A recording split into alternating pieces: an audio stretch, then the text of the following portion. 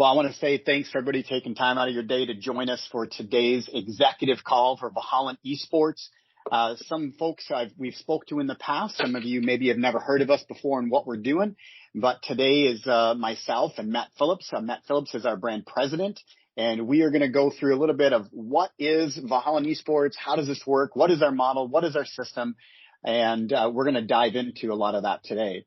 So as we go through, keep in mind that we are going to have an opportunity for you to ask any questions that you want. So the agenda for today's call is about the next 10 to 15 minutes. You're going to hear from myself and Matt. We're going to talk a lot about Valhallan Esports and why we're doing this and what's going on. Where's our past, our present, our future, kind of where are we going?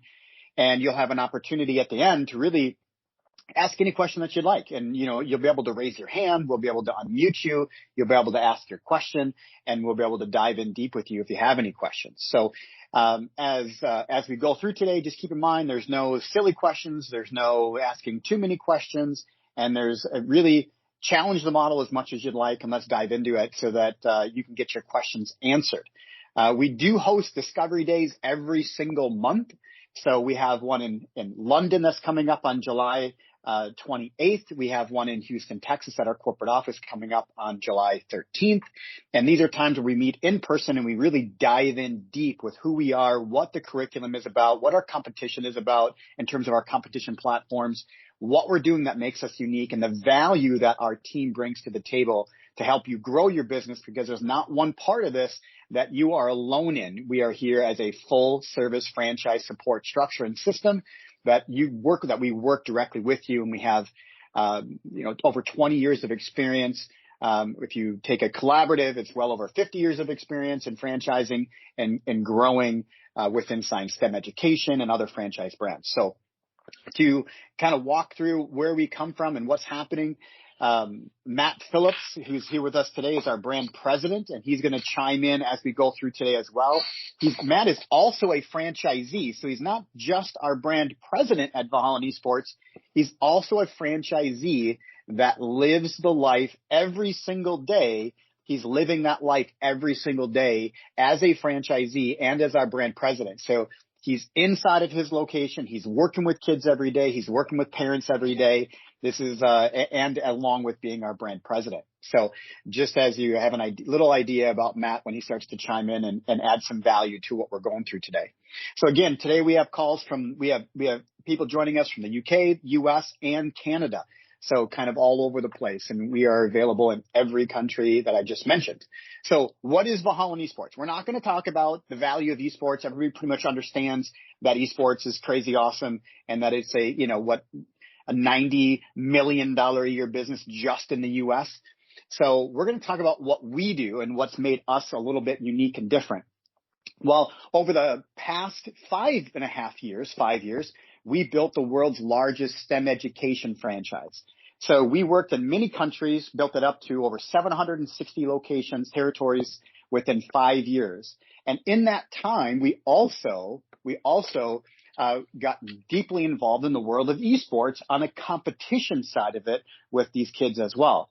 Well, what we learned in that time is we learned that parents will pay for some sort of a curriculum, some sort of a roadmap that shows that what their son or their daughter is doing is going to have an impact in real life, not just in the gaming world. And as you know, consequences in the gaming world are a lot different than consequences in real life. Because in the gaming world, in that esports space, there's not a lot of consequences to actions. Their culture, the toxicity, what they say, how they treat others, there's no consequences for that, but in real life there is. So what we have put together is we took this world of esports and we took that world of STEM education and we brought it into one. So now we've created our Valhallan Esports training program that balances education and competition. So we balance those two out.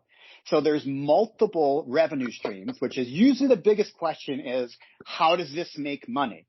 And that's a great question because we know today that a lot of these LAN centers, a lot of these arenas are a single payment form, and it's this constant struggle to find a way to continue to bring our customers back, to continue to bring kids back in.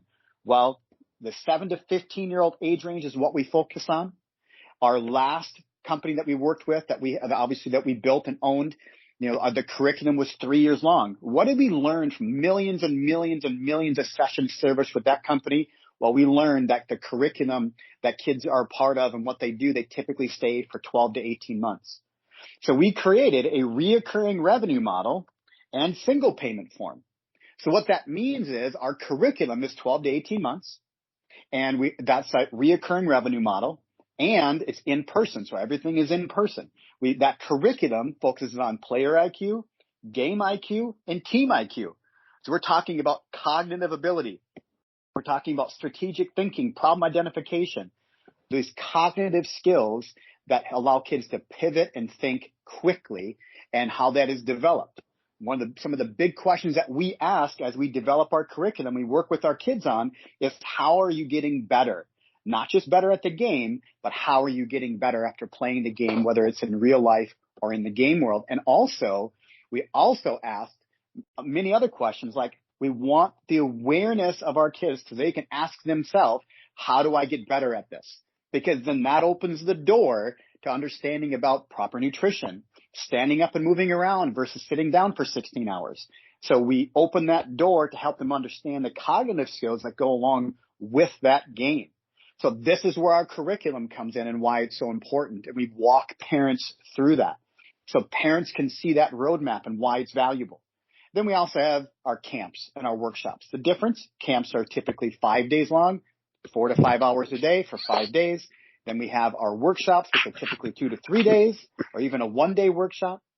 Then we also have our birthday parties, our parents' night out, our competitions, and our tournaments. So we know that kids will continue to come to us with competition, and we know that parents will continue to pay if there has a real life impact. There's a real life strategy here, and we walk parents through that. We have a curriculum roadmap that allows them to see that.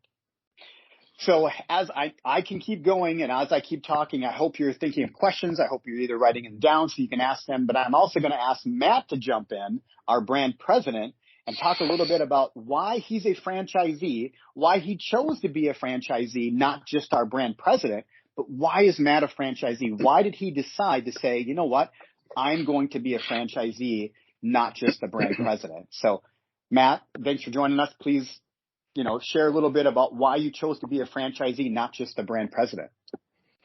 Yeah, thanks, Marty. I appreciate everyone's time today and being on the call.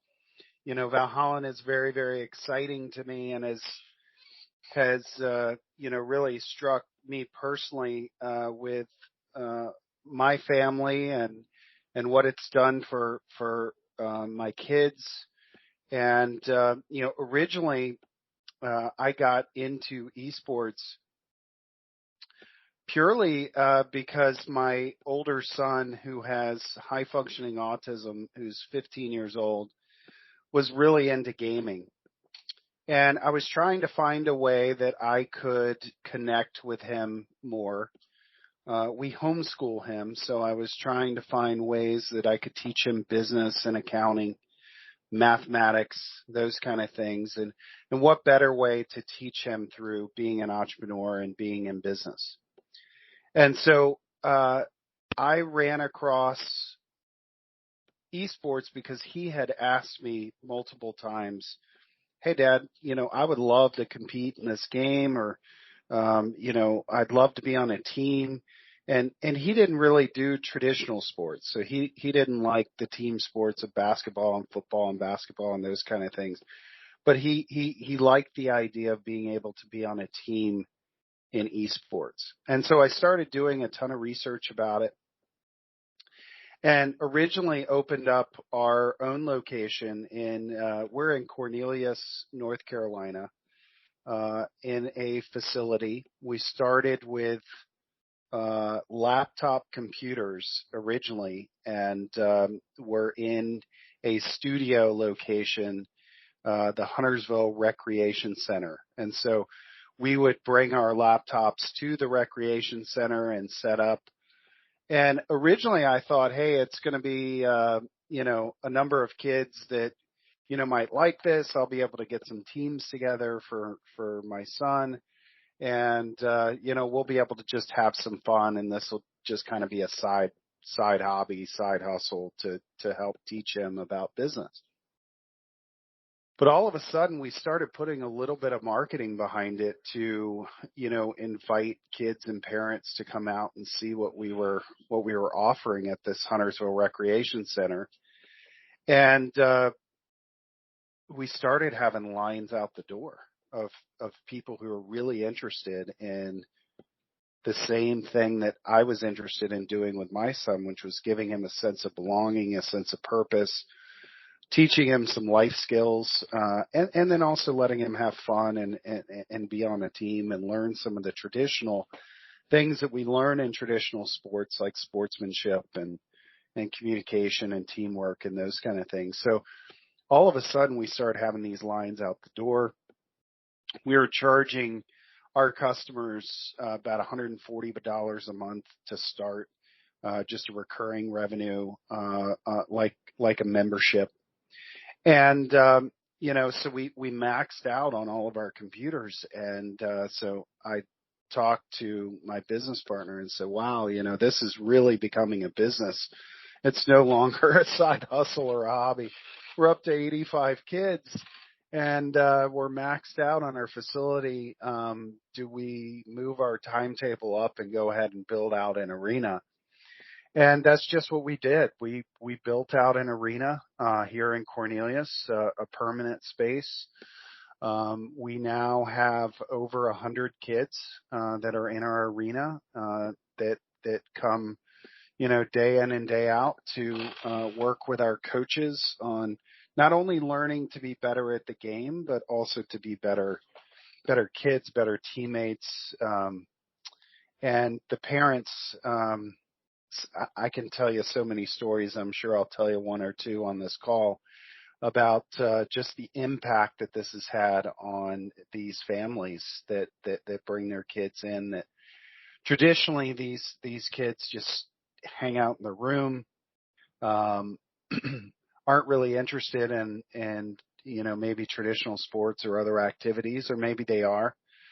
But this is a way for the parents to get them out of the house, to teach social skills, let them interact with other kids, and to have fun doing it at the same time. You really don't have to twist their arm once we get them in here, because it's so exciting and so much fun and so much going on. So that's how I got into the esports business. Just a little more background on myself. I've been in franchising and I've been an entrepreneur for over 22 years. I've built 4 really successful brands and taken all of them to exit. I'm involved in. I've taken a lot of that cash and have invested into real estate. So I do a number of syndications and ground up development in investing in real estate. So I have experience on the real estate side when we're looking at arenas and facilities. And then also on the franchising side, I've been a franchisee many times and I've been a franchisor many times. So I really understand the balance of both and why it's important to look at things always through the eyes of the franchisee, because we need to make sure that we take your investment and what you're investing in the business very, very seriously. And we have a huge responsibility on our shoulders to make sure that we make the right decisions for you and how it's going to impact your business. And so I bring that to the table as far as my experience in leadership. And keep in mind, anytime today, just as a reminder, there's going to be a chance for you to ask any questions that are on your mind. So anything that Matt has said, anything you want more clarity on, you can be able to jump in and virtually raise your hand. We can unmute you and you can ask a question. So as you see our team in terms of what Matt is doing and our direction, we have everything from Excel performance. We have the resources. Like Matt, I've spent the last 20 years of my career working inside of franchisors, working with franchisees, being a franchisee and an entrepreneur. And there's no part of this that you are on your own. We've worked in multiple markets, multiple countries. So when it comes to a changing culture between the U.S., Canada, and the U.K., we're prepared for that. We've seen that. We have resources for that. Also, as you go down this road with us and say, okay, well, what's next? What do I do? How does this work? This is where we really dig in. Different states have different laws. Different countries have different laws that we have to abide by. So these calls are meant to be very general, so you have an understanding of what is this business. And if you could say it in just like one sentence, and Matt can say it his way, I have it my way, you're going to say it your way, but the premise is going to be the same: is youth enrichment. We are we're balancing curriculum and competition, that education and competition, that balance. There is a big gap out there between what's happening in the virtual world and what's happening in real life. That agile thinking is so critical for how our younger generation is developing themselves and how they're growing and learning. Those social skills, like we talked about earlier, consequences to actions. So our curriculum is designed to focus on player IQ, game IQ, and team IQ. There's a lot of concepts and skills, those cognitive skills and concepts that we're teaching, that the games already have in them, but they're just not apparent. There's no awareness around it. We bring that awareness. We bring that opportunity to dial in on that and really laser beam focus on those skills. A lot of gaming companies that make this, they do this with purpose. And that it's companies like ours that brings a full IP curriculum. This is not a curriculum. This is not a program that somebody can just pick up and go across the street and be your competitor. They can't do. We have full IP curriculum. We have multiple teachers on staff. We have multiple esports professionals and coaches on staff. Our curriculum is complete, but never, ever finished. It is always being refined. It's always being sharpened. Go ahead, Matt. Yeah, and Marty, if I can just piggyback on that, the traditional model that's been out there, it's, if you're familiar with it, it's called a LAN center. And there's other franchisors that have attempted, to do this model, and let me tell you where they fail. Just building a center or an arena with computers, putting up merchandise and having, opening the door and saying, hey, you can come play on this computer and play this game in our facility, just doesn't work. You have to have programming. You have to have curriculum that brings the kids in. And not only do the kids have fun at the game, but also you're able to demonstrate to the parents how this is benefiting their child's life. And so what we have done is, traditional LAN centers are 5,000 to 10,000 square feet. Tons of overhead. You've got to have a lot of staff. You've got to have staff there from 9 o'clock in the morning until midnight. And you're just hoping people are going to come through the door and sit down at the computer. Where we're different is we market ourselves just like you would in a little league, or a traditional recreation or a travel sport, where we bring in kids, players, to do assessments, and we look at their ability not only in the game, but how they communicate, how they work with other kids. And then we're able to put them into smaller groups and divide them up with starting the curriculum. And it gives them that path to success versus just having a kid come in and play a game is not what we do.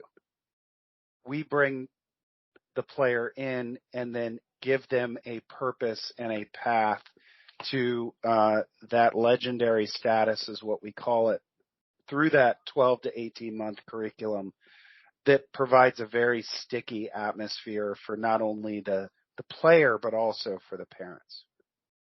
We think of traditional athletics and we say, okay, well, I'm gonna give my son, a football and tell him to go to the park and play, right? We don't do that. He's never played before. We put him in an organized, structured program. So that's one aspect of it. that structured, organized program has to produce and has to have a roadmap that allows that player to be developed in understanding the game more than just you throw it here or you kick it there. It's more than that.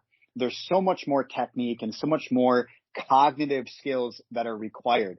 Some of the greatest athletes out there that are in their sport that they love, the team that they love, is not always necessarily the sport that their body was designed for, but their brain and their passion is. Tom Brady's an example.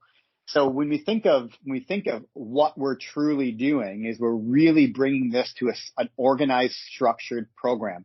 We have leagues and tournaments that are local to parts of the country.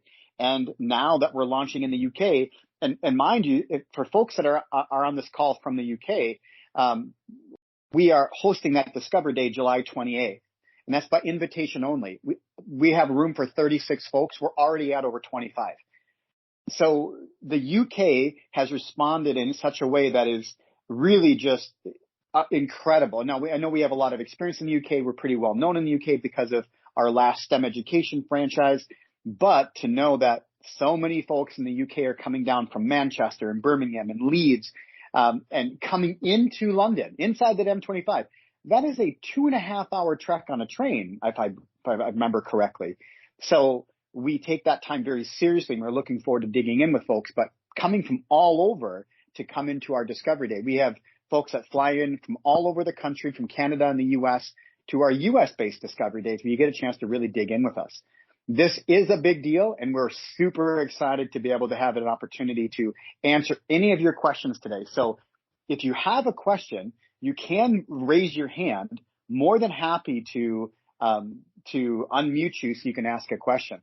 Some of the biggest questions we have, or we do get, Matt just touched on one, is why does that current system, why is it broken?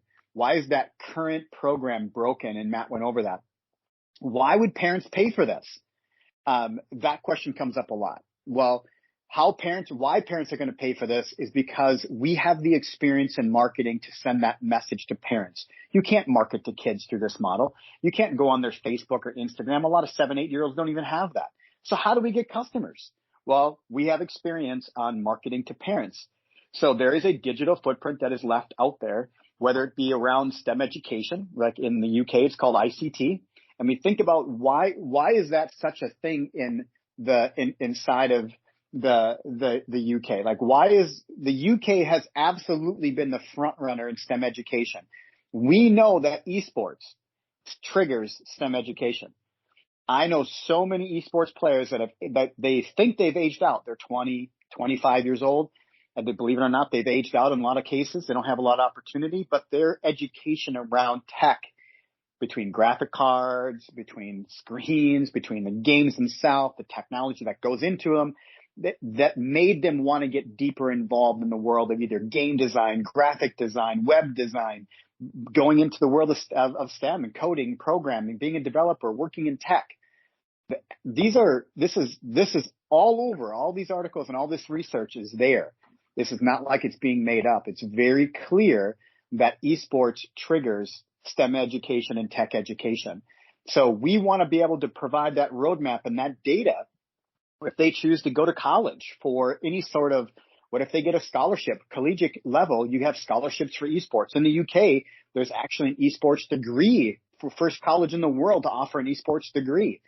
Well, we want to be able to provide that roadmap, those resources, that data, so that our kids, our players, have an opportunity to see what their future can be, and parents. So it's not just, again, like to reiterate what Matt said, it's not just about dropping your kid off to play games. It's way bigger than that. And we know how to message to parents and show them why this is bigger and educate them as well. If Matt, anything you want to add in on questions that you get on a regular basis? Yeah, there's quite a bit. As we've alluded to already, we have a facility. I'm actually sitting in it right now because we have camps going on today. And we run camps all through the summer, so it provides a great revenue stream for us all through the summertime. And, there's really two types of parents, that come in here. The first one is they found out that their child was very, very good at the game, and they want to see if they can provide them an opportunity, just like they would if their child was into baseball, to provide them that coaching, and hitting and pitching, that coaching in the game, and with communication and things, to be able to give them an opportunity to provide a path for them to get that college scholarship. We're on the cutting edge of this. We are on the forefront of an industry that is just exploding. There are now 252 colleges and universities in the U.S. that are offering full ride scholarships for college for esports. And it's one of the easiest scholarships to get because there's still not enough gamers that are trained properly that they want to bring onto their teams. And there's not a lot of good data out there as well on the players. The games have some data, but it's not great data that we will be able to provide through our pathway to these colleges and universities to get these kids noticed. We've already had 4 of our kids get scholarships from just being in business for about a year and a half, that have gotten scholarships going into college through our facility, which has been very exciting. So you have that kind of parent that's very interested in that. And then you have another parent that has a child that they're trying to figure out what their interests are. They know they're interested in gaming, but they're trying to come up with some sort of sense of belonging. There's so much going on in schools now with bullying, with toxicity. The kids are really kind of, sitting back in their rooms and not wanting to go out and really be around a lot of other kids because their experience with other kids is one of toxicity. And so they're trying to find that place, that a place of belonging that their child can have. And so they tentatively bring their child in because they know their players interested in gaming. But once they see what we're all about, and it only takes 5 minutes for them to see all of the other kids that are welcoming that player into the game or into our arena, the coaches that are putting their arms around them and, showing them how to get set up on their computers and are talking them through getting all of their settings, done. Their eyes light up because we have top of the line machines and equipment that the kids can come in here and play on. And then the parent just sees the smile on their face, and then they start to see them interacting with other kids, and kids exchanging phone numbers and inviting them over to birthday parties and things like that. And the toxicity and the bullying is left at the door. It's a place of inclusiveness. It's a place that we really feel a sense of belonging. It's girls, boys, black, white, gay, straight, whatever. Everyone's welcome and everyone can come in and, we can leave those stereotypes at the door, and in our arena, they can be anybody that they want to be. And so we really have those two avenues of kids and parents, that bring their child in, and once they see the culture and the excitement that is around our facility, they get really, really excited about it. And all right, we got a question too. So yeah, go ahead. Ross, you have a question. I'm gonna unmute you here so you can go. So there you go, Ross. You're gonna have to unmute yourself, but your mic is. Yeah, there you go. That's all good, Marty. That's firstly, afternoon, guys. Hello, thank you for hosting today's call. Just Afternoon. hello, mate. Just trying to sort of understand. I suppose you've mentioned all good stuff, but what does an average day look like? Hmm. Kind of, is there a busy time or is there time? What what does it look like on a sort of day by day basis? If that makes sense. Yeah, absolutely. So most of our arenas and most of our activity takes place in the evening time.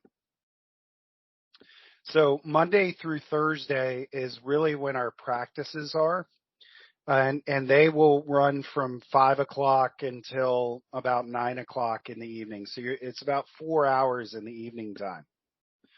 And so we'll run our kids through curriculum, through training, and then they also get a chance to play games against other teams from all over the country and all over the world, during that time. So they'll come in for 2 hours on a Monday or a Tuesday or a Wednesday or a Thursday, go through their curriculum, work with their coaches, and then play a competitive match. Those matches are done through our esports league. And so we keep standings and placement and things like that for all of those competitive kids and teams that want to be able to play and have a chance to earn trophies and awards and, those kind of things. So they do that through their matches. But the first hour that they come in is really around the curriculum and training and working with their coaches and their teammates. Fridays, we typically are reserved for either a parents' night out or birthday parties or a boot camp, or we run single tournaments in, Smash Brothers or NBA 2K or MLB The Show or a solos Fortnite tournament. So we really have kind of an open slot, typically from that 6 p.m. to 9 p.m. or 10 p.m. on a Friday. And then on Saturdays and Sundays, they are reserved for our birthdays, our camps, our tournaments, our boot camps, those kind of things that provide you a great stream of revenue in addition to the recurring revenue that you see on Mondays through Thursdays.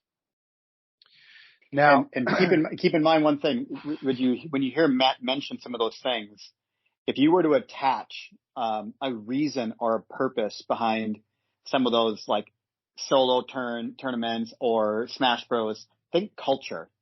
The purpose behind a lot of these camps, boot camps, workshops is to expand the bandwidth of our current players our current players, or to introduce new players into our culture, into our system. So when you think of, well, we're doing a Minecraft open day where kids can come in and some Minecraft social hour. Well, that is designed to bring families and parents in, not just for their son or their daughter to have a deeper understanding of how to use Minecraft and how to have fun with Minecraft, but it opens the door now for parents to see what we're truly about. So when we talk about culture, we talk about what are the biggest revenue sources and where does that revenue come from? Keep in mind, and I see we have another question, which I'm going to get to you in a second here, Shiv, but keep in mind, it's culture is a big part of what we do because we have to bring folks in for them to be able to really truly see. So a lot of it comes down to our marketing and how that marketing works with every tiny little program that Matt just mentioned. And keep in mind, in him mentioning those, there's agendas with all that. There's direction with all that. It's not just, they're going to work with the coaches. Matt provides a great agenda, great points for you to work with throughout that day. You're not just kind of off on your own. So, but great question, Rash. Thank you so much. Yeah, and I wanted to make sure that I also mentioned, we talked about a 5 to 9 kind of time frame during the week. We have additional ways of generating revenue. There's a lot of homeschool kids that will come into our facilities from 10 to 12 in the morning. And we do we do camps, we do Minecraft, social groups, those kind of things, to have an opportunity for those kids to have a kind of a recess PE is what they like to come in and do during the day. Or you have the option of not opening during the day, and there's additional ways of generating revenue if you want to during the day that we talk about in training. Awesome. All right, Shiv's got a question, and it looks like Shiv, you're in California. Shiv, you're unmuted. You probably just need to unmute yourself so you can ask your question. Thank you so much, Marty. Gotcha. Thank you so much, Matt, for the presentation. Hi, everyone.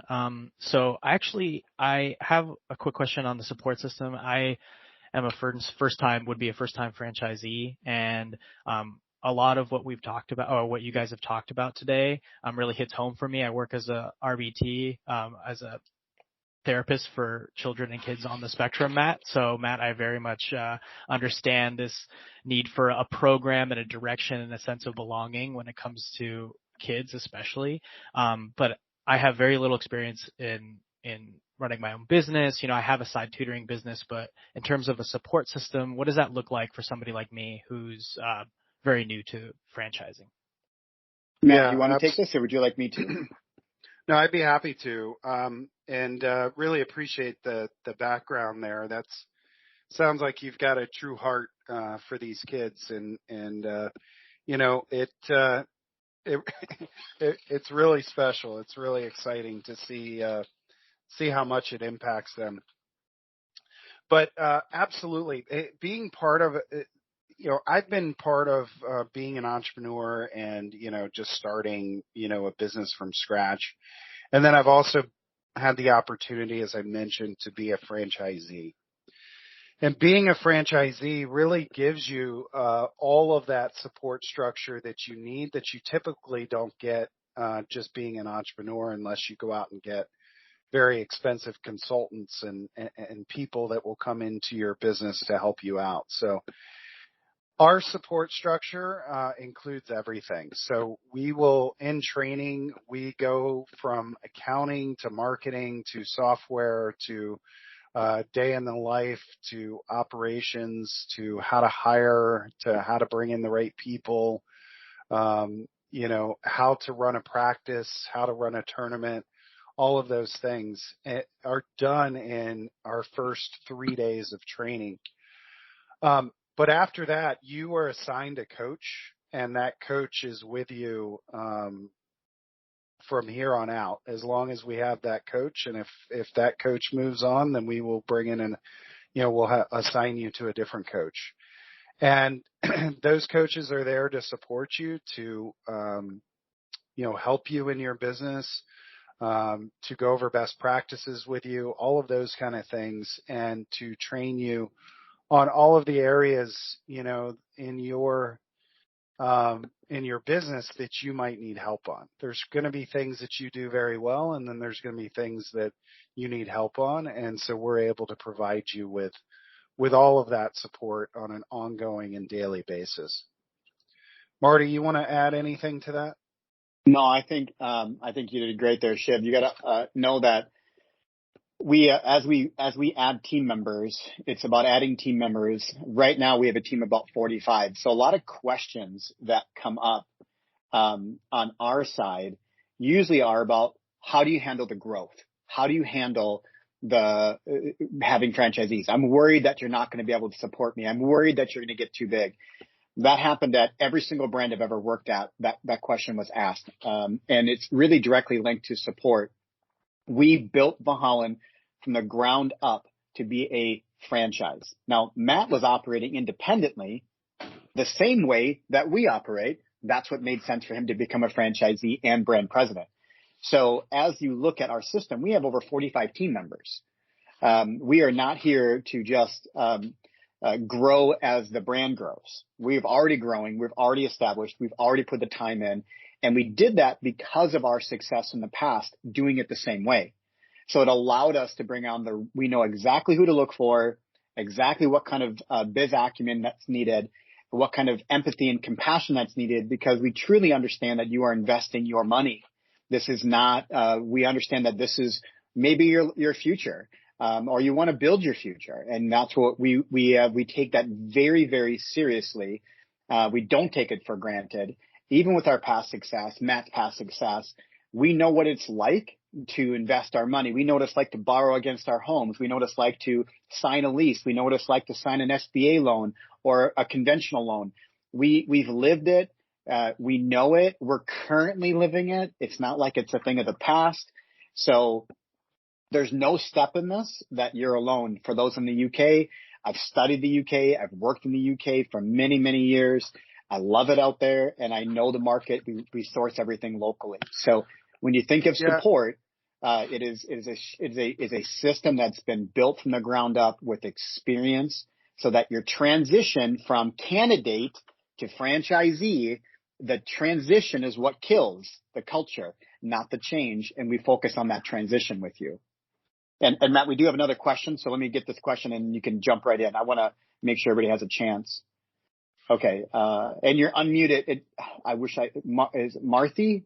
I'm not really sure I'm saying it right, but you may need to unmute yourself because, to ask your question, but you are unmuted on my side. I can hear you. Are you there? You can hear me? I got you. Yes. Perfect. Oh, okay. For some reason, it still shows I'm muted. But anyways, yeah. Thank you so much for, organizing this event. And I have a few questions of my own, but it all points to one basic question. My younger brother, he's a challenger player in League of Legends. I mean, I guess you know that game, right? It's a very popular game. For sure. Yeah. Mm-hmm. Yeah. So he's a challenger player. But the thing is that the mentality level of that game is so toxic. I mean, my brother says some things which I'm not aware of. Sometimes he's way good, he's very happy, and sometimes he's way shallow. Mm-hmm. How do you handle those toxicity levels and the mentality? Because it's pretty common for a player to make mistakes, and all the players are human. For one small mistake, he becomes so toxic on the other team member, and that team member, say vice versa as well. If he makes a mistake, and he gets blamed as well. He gets flamed a lot. And, at the end of the day, we tried a lot to cheer him up and we tried to explain him that, hey, it's just a game, take it easy. But that doesn't seem to be the case when it comes to the toxic levels. So how do you handle those toxicity and those mentality levels? Because I'm going to give you I'm going to let Matt jump in on that because he works with it every day. But I'm going to give you one quick example, or kind of a little bit of an example. If you have a knee problem, most of the time it's coming from somewhere else. It could be coming from your foot. It could be coming from your hip. It could be coming from your back. It's not actually the knee, right? So the source of the problem. So when we talk about toxicity, we have the experience to find the source. The toxicity is not the source. It's coming from somewhere else. And that's why we have a code of conduct. We don't just want to address the problem. We want to address the source of the problem. And we've identified how that works. We know how that works.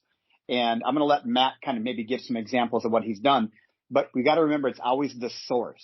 And that's why 7 to 15 years old, this is a perfect example of what's happening on the market today, that the 7 to 15-year-olds seem to be getting skipped. And this is a perfect example. And I really appreciate you sharing. And I appreciate your concern for your brother. But this is a perfect example of what we're talking about, toxicity. And we go after the source. We want to correct that source, make sure people understand the social impact that they have and the consequences that they have when they're going to be toxic like that and what's causing that toxicity. And I can tell you, mental fatigue, self-esteem is huge, and mental fatigue leads to issues with mental health.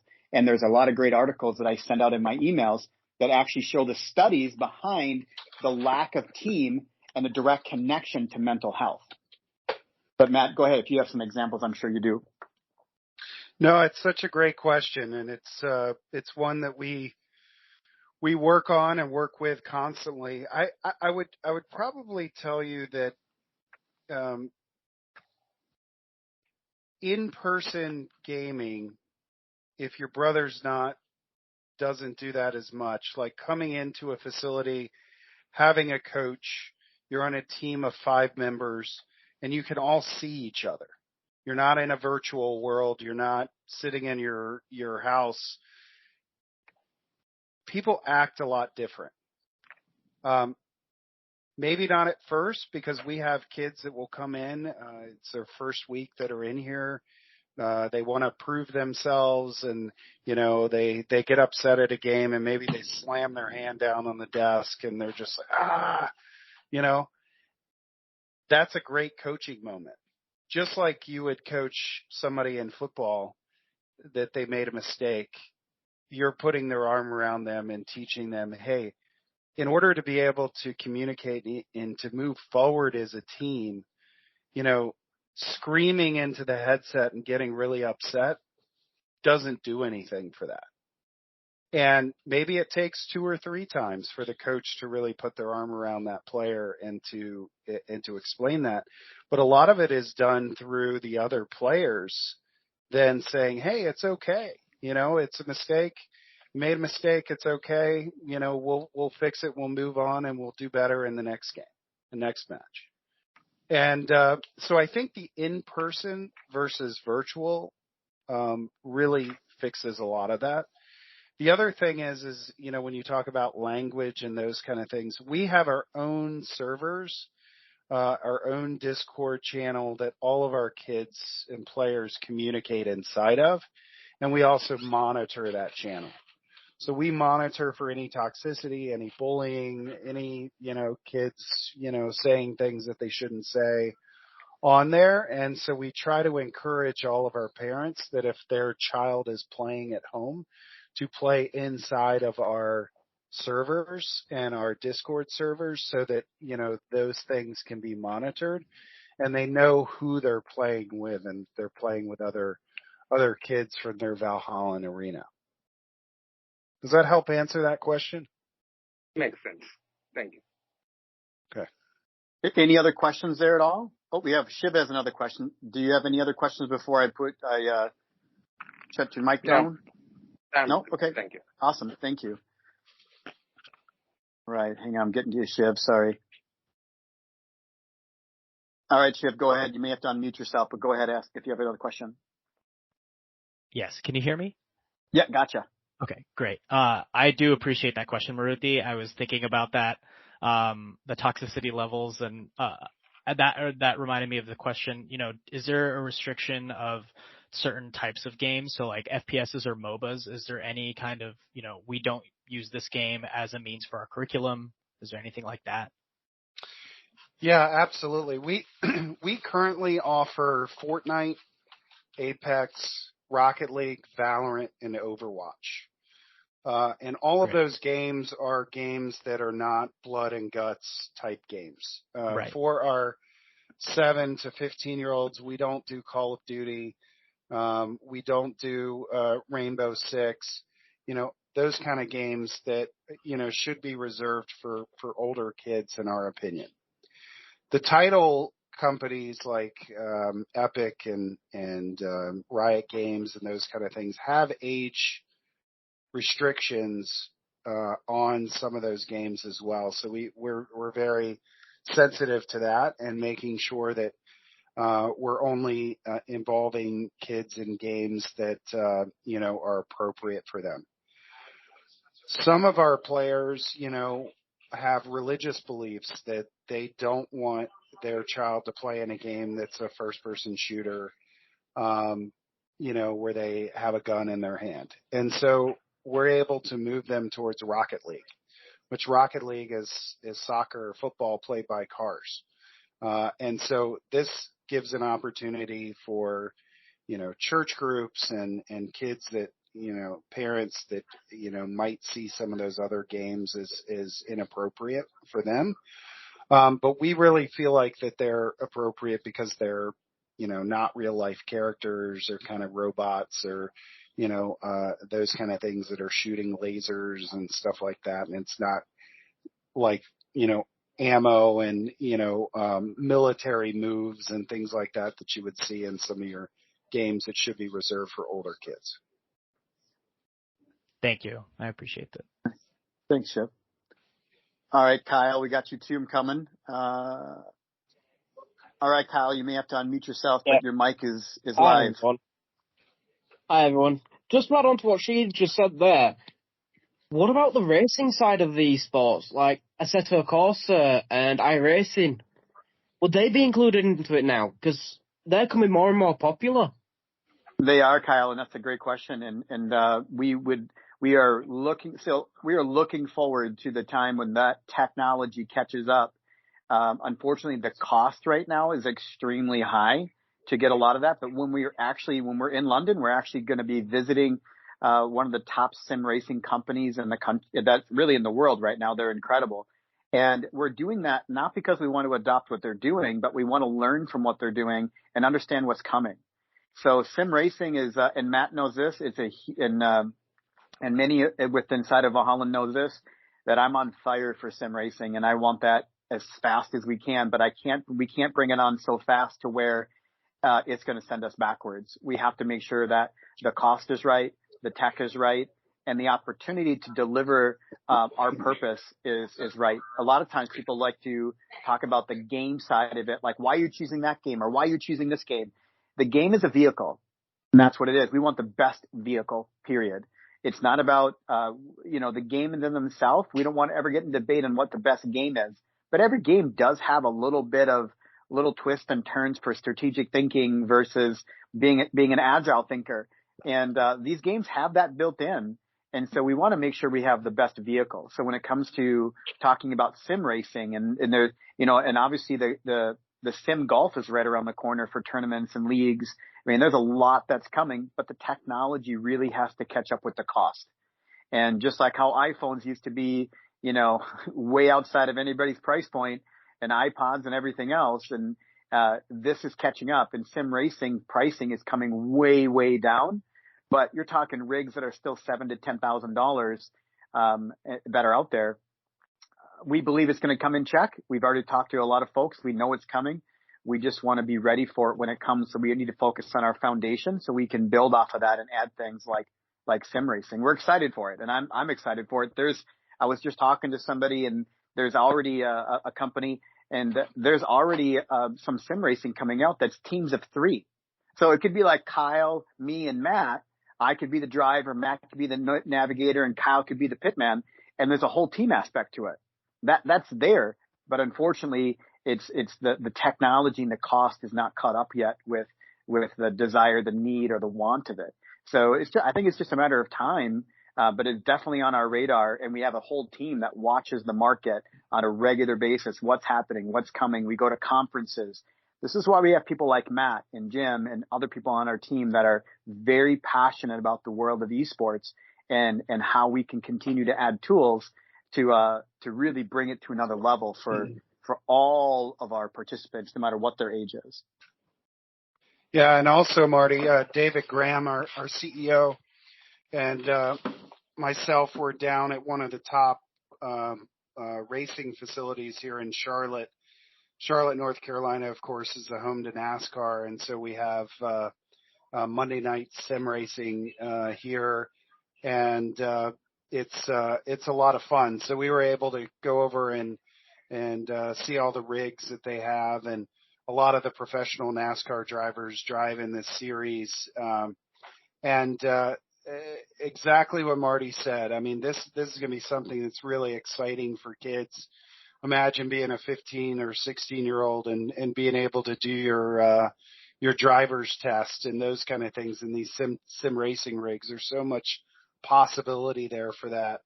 But the software and the tech's really expensive to make it work inside of our business model, for right now.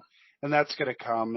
And I think it's going to be an exciting part of our business along with virtual reality and some other things like that are coming down the road. We are, again, on the forefront of this business. We are able to dictate what's going to happen in an industry with being the leader. And if you've never been able to be in business as part of the forefront of something, it's really, really exciting to ride that wave. If you were part of the .com boom or, you were part of, one of the first investors in Bitcoin, back in the day. To be able to be on the forefront of something's really exciting. And that's what we are in esports. There's not, when you go and open your arena in your town, there's not a lot of esports training facilities that you're going to have to compete with initially.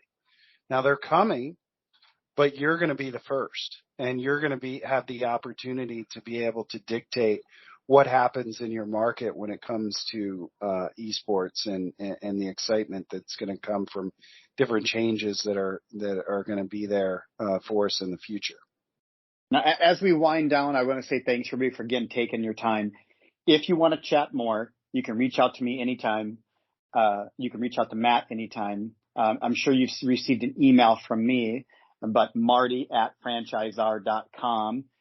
You can reach out to me anytime. I'm sure a lot of you received my email. You can reach out to Matt as well. Matt, if you want to give your email, feel free. Sure. It's matt.phillips@valhallan.com. And if you have questions, if you email Matt and it's a question related that I have to help out with, I'm more than happy to. But like I said, discovery days, they're by invitation only. We have a process for site selection, a process for going over the Excel performa. We have a system in place and a roadmap for you that we walk down together. And if we get to the end of that roadmap and it's just not a good fit for you, we can shake hands virtually or in person, and we can part ways and still, obviously it's going to be okay. We know we're not a fit for everybody, but we want to make sure you're armed with all the information you need to make the best decision for you and your future and your investment. We do not chase after every shiny little object that's out there, try to find every little partnership that's going to make us seem validated. We focus on our model. We focus on how we are able to make money with this and impact this generation. So this is not about establishing partnerships all over the country to say, oh, we're friends with them, we're friends with them, we're friends with that.